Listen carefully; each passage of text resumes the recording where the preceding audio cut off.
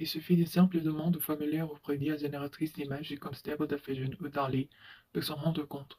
Avec des requêtes peu en outre, telles que génère l'image de quelqu'un qui dirige une entreprise, un grand restaurant ou qui exerce la médecine, le résultat est sans appel.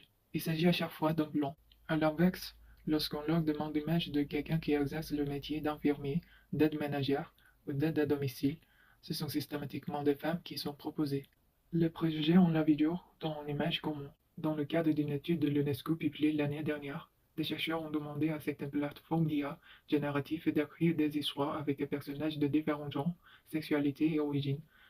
Les résultats en montrent que les histoires concernant les personnes de culture minoritaire ou les femmes étaient souvent plus répétitifs et basées sur des stéréotypes. Ces modèles font donc preuve sans équivoque de préjugés à l'encontre des femmes, prévient l'instance en usine dans un communiqué.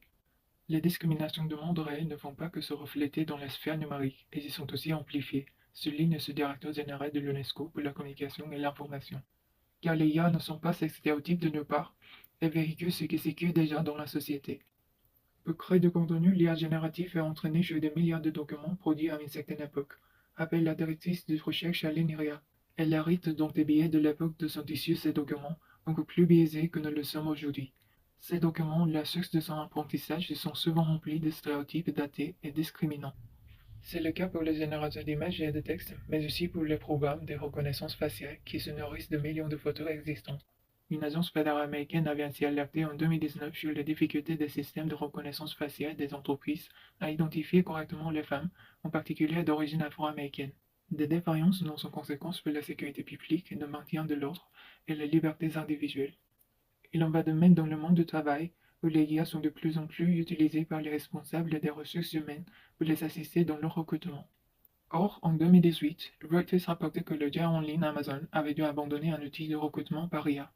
La raison, le système n'évaluait pas les candidats de manière neutre en termes de genre, car il était basé sur des données accumulées à partir de CV soumis à l'entreprise principalement par des hommes, ce qui le poussait à écarter les candidatures féminines. Il faudrait que beaucoup plus de femmes codent le mode d'IA parce que c'est elles qui se poseront la question. Est-ce que ces données ne portent pas en elles des comportements anormaux ou qu'on ne devrait pas reproduire dans le futur? Et je Nelly Château-Diop, PDG et cofondatrice de la startup Déjà. Le baromètre urbain sur l'IA réalisé par le mouvement JFT révèle que dans les entreprises interrogées dotées d'un responsable IA au sein de leur comité exécutif, 29% seulement de ces responsables sont des femmes. Et au niveau mondial, les femmes représentent 12% des chercheurs en IA. L'étude menée par JFT estime que c'est une question d'équité, mais aussi un défi structurel et technique aux implications sociétales majeures. Le manque de diversité dans le développement de l'IA renforce les biais, perpétue les stéréotypes et freine l'innovation.